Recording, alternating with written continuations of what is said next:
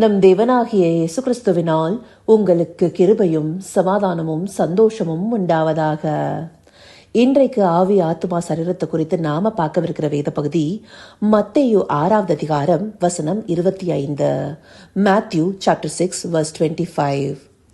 ஆகையால் எண்ணத்தை உண்போம் எண்ணத்தை குடிப்போம் என்று உங்கள் ஜீவனுக்காகவும் எண்ணத்தை உடுப்போம் என்று உங்கள் சரீரத்துக்காகவும் கவலைப்படாதிருங்கள் என்று உங்களுக்கு சொல்கிறேன். ஆகாரத்தை பார்க்கிலும் ஜீவனும் உடையை பார்க்கிலும் சரீரமும் விசேஷித்தவைகள் அல்லவா? இந்த வசனத்துல சரீரம் என்ற வார்த்தை குறிப்பிடப்பட்டிருக்கு.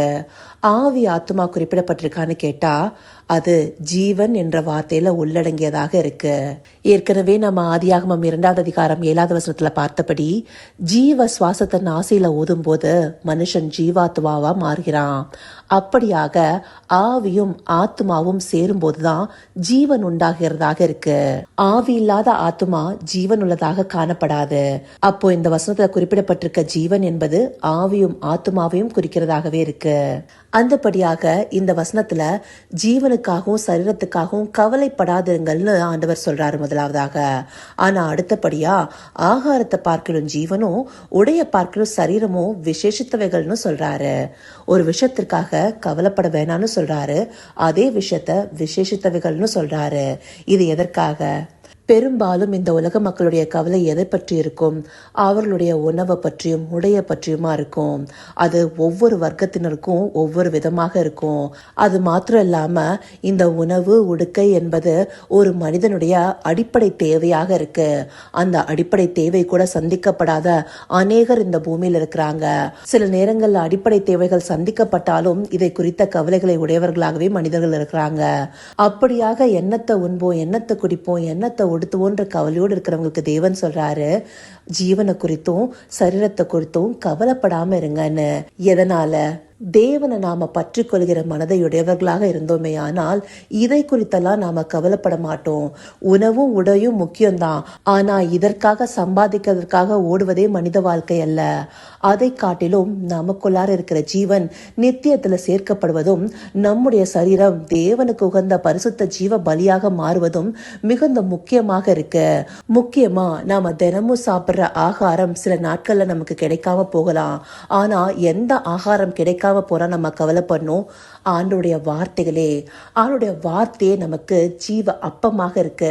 அதனால்தான் ஆண்டவராகிய இயேசு கிறிஸ்து யோவான் 6வது அதிகாரம் 35வது வசனத்துல ஜீவ அப்பம் நானே, என்னிடத்தில் வருகிறவன் ஒரு காலும் பசியடையான், என்னிடத்தில் விசுவாசமா இருக்கிறவன் ஒரு காலும் தாகமடையான்னு சொல்லியிருக்கிறாரு. இந்த பசியும் தாகமும் ஜீவனுக்குள்ளானதாக இருக்கு. வெளியரங்கமாக நாம் எடுத்துக்கொள்கிற உணவை குறிப்பிடல, நம்முடைய ஜீவனுக்குரிய மன்னாவாகிய அவருடைய வார்த்தைகளை குறிப்பிடுகிறதா இருக்கு. எரேமியா 15வது அதிகாரம் 16வது வசனத்துல உம்முடைய வார்த்தைகள் கிடைத்த உடனே அவைகளை உட்கொண்டேன், உம்முடைய வார்த்தைகள் எனக்கு சந்தோஷமும் என் இருதயத்துக்கு மகிழ்ச்சியுமாய் இருந்தது. சேனைகளின் தேவனாகிய கர்த்தாவே, உம்முடைய நாமம் எனக்கு தரிப்பிக்கப்பட்டிருக்கிறதுன்னு சொல்லப்பட்டிருக்கு. அந்தபடியாக தேவனுடைய வார்த்தைகள் நம்முடைய ஜீவனுக்கு தேவையான பிரதானமான ஆகாரமா இருக்கு. அது கிடைக்காம போகும்போதுதான் உண்மையிலே நம்முடைய ஜீவன் அழிவுக்கு ஏதுவாக நடத்தப்படுது. அது இல்லாம நாம சாப்பிடுற உணவு எந்த வேளாவது குறைந்து போகும்போது நம்முடைய ஜீவனுக்கு ஒன்றும் ஆகாது. அநேக நாட்கள் பட்டினியிலும் பசியிலும் இருந்தவங்க இருக்கிறாங்க. ஏன் பவுலடியார் 2 கொரிந்தியர் 11வது அதிகாரம் 27வது வசனத்துல என்ன சொல்றாரு? பிரயாசத்திலும் வருத்தத்திலும் அநேக முறை கண்விழிப்புகளிலும் பசியிலும் தாகத்திலும் அநேக முறை உபவாசங்களிலும் குளிரிலும் நிர்வாணத்திலும் இருந்தேன். இந்த வசனத்துல பசியிலும் தாகத்திலும்னு சொல்றாரு. பவுலடியார் எவ்வளவு பெரிய தேவ மனிதர்! நமக்கு புதிய ஏற்பாட்டில் உள்ள அநேக நிருபங்களை எழுதி கொடுத்தவர். அந்தபடியான தேவ மனிதன் பசியிலும் தாகத்திலும் வாடினவராக இருந்திருக்கிறாரு. ஆனாலும் அது அவருக்கு கவலையாக தெரிந்ததில்ல. இதே வசனத்துல நிர்வாணத்திலும் இருந்தேன்னு சொல்றாரு. நிர்வாணத்தில்னு சொல்லும் போது அவருக்கு தேவையான உடை சில நேரங்கள்ல இல்லாம இருந்திருக்கு. அவரை அடிச்சு துன்புறுத்தின போது, அவர் உடை கிழிக்கப்பட்ட போது அவருக்கான உடை இல்லாமல் காணப்பட்டிருக்கு. ஆனா அதெல்லாம் அவருக்கு மிகுந்த வருத்தத்தை கொடுத்ததில்ல. அந்தபடியே நம்மளுடைய சரீரத்திற்காகவும் கவலைப்படக்கூடாது. இந்த நாட்கள்ல சரீரத்திற்கான விசேஷத்த உடைகள் உடுத்தணுங்கிறதுல நிறைய பேர் கவனமா இருக்கிறாங்க. ஆனா அந்த உடைய காட்டிலும் தேவன் நமக்கு தருகிற நீதியின் வெண்வஸ்திரமே மிகவும் முக்கியமானது. நம்முடைய சரீரம் தேவனுக்கு உகந்த பரிசுத்த ஜீவ பலியாக மாறும்போது அந்த நீதியின் வெண்வஸ்திரம் நமக்கு தரிப்பிக்கப்படும். இந்த வெண்வஸ்திரத்தை குறித்து வெளிப்படுத்தின விசேஷத்துல அநேக பகுதிகளில் சொல்லப்பட்டிருக்கு இல்லையா? அப்படியாக நமக்கான வெண்வஸ்திரத்தை பெற்றுக்கொள்ள குறிப்பாக இருக்கணும். சகரியா புஸ்தகத்துல கூட யோசுவா என்னும் பிரதான ஆசாரியனுக்கு அழுக்கு வஸ்திரங்களை நீக்கி சிறந்த வஸ்திரங்களை கொடுக்கறத 3வது அதிகாரம் 4வது வசனத்துல பார்க்க முடியுது இல்லையா? இந்தப்படியான வஸ்திரமே நம்முடைய சரீரத்திற்கு தேவையாக இருக்கு. இதை மறந்துட்டு நாம வெளியரங்கமான காரியங்களுக்கே முக்கியத்துவம் கொடுக்கிறவர்களாக இருக்கிறோம். அந்தப்படியாக வெளிப்புறமான உணவு உடையை காட்டிலும் நம்முடைய ஜீவனும் சரீரமும் விசேஷத்தவைகளாக தேவனுக்கு காணப்படுது. இதையெல்லாம் தேவன் நமக்கு சந்திப்பாரு. நம்முடைய கவலை எல்லாம் அவருடைய ராஜ்யத்தை குறித்தும் அவருடைய நீதியை குறித்தும் இருக்கணும். அன்றைக்கு பவுலடியார் இந்தப்படியாக இருந்ததுனால்தான் அவர் பசியிலையோ தாகத்திலேயோ நிர்வாணத்திலேயோ கவலைப்படாம சபைகளை குறித்த கவலையோடே இருந்திருக்கிறாரு. அப்படியாக தனித்தனியே சபையாக இருக்கிற நாம நம்மை பற்றியாவது கவலைப்பட வேண்டாமா? நம்முடைய ஜீவனுக்கேற்ற ஆகாரமா இருக்கிற தேவனுடைய வார்த்தைகளையும் நம்முடைய சரீரத்திற்கேற்ற வஸ்திரமாக இருக்கிற பரிசுத்த வஸ்திரமும் நமக்கு மிகவும் முக்கியமாக இருக்கு இல்லையா?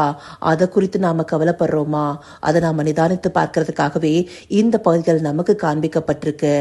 இதை அறிந்து கொண்டு ஜீவ அப்பமா இருக்கிற தேவனுடைய வார்த்தையானவரையும் சிறந்த வஸ்திரமா இருக்கிற தேவனுடைய பரிசுத்தையும் பெற்றுக்கொள்ள அவரை நோக்கி பார்ப்போமா? கர்த்தாவே, தேவாதி தேவனே, உமக்கே இந்த வேலை நன்றி செலுத்துகிறோம் ராஜா.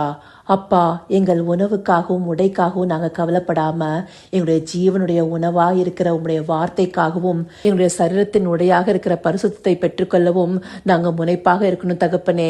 ஆம் ராஜா, வெளிப்புற ஆகாரத்தை பார்க்கிலும் ஜீவனும் வெளிப்புற உடையை பார்க்கிலும் சரீரமும் எவ்வளவு விசேஷத்தவைகள்ங்கிறத இந்த பகுதிகள் மூலமாக எங்களுக்கு காண்பிச்சிருக்கீங்க தகப்பனே. அப்படியாக உங்களுடைய பரிசுத்தவான்கள் பசியிலும் தாகத்திலும் நிர்வாணத்திலும் உமக்காக திடமாக எழுந்து நின்றவர்களாக இருக்கிறாங்க தகப்பனே. அப்படிப்பட்ட பலத்தை எங்களுக்கு தந்துடலுங்க தகப்பனே. ஜீவ அப்பமாகிய உம்மை உட்கொண்டு உம்முடைய பரிசுத்தமான வெண்வஸ்திரத்தை தரித்து கொண்டு உமக்குகந்த பரிசுத்த ஜீவ பலியாக மாற தேவரீர் எங்களுக்கு தயவு பாட்டுங்கப்பா. இதற்கேற்ற காரியங்களை நாடி தேடும் மனதையுடையவர்களாய் தேவரீர் எங்களை நடத்தியருளுங்க. அப்படியே நீங்க பாராட்ட போகிற கிருபைக்காய் நன்றி. சகலவித துதி மகிமை கனம் யாவும் ஒருவருக்கே செலுத்துகிறோம். இயேசு கிறிஸ்துவின் மூலமாய் வேண்டிக் கொள்கிறேன் பிதாவே. ஆமேன், ஆமேன்.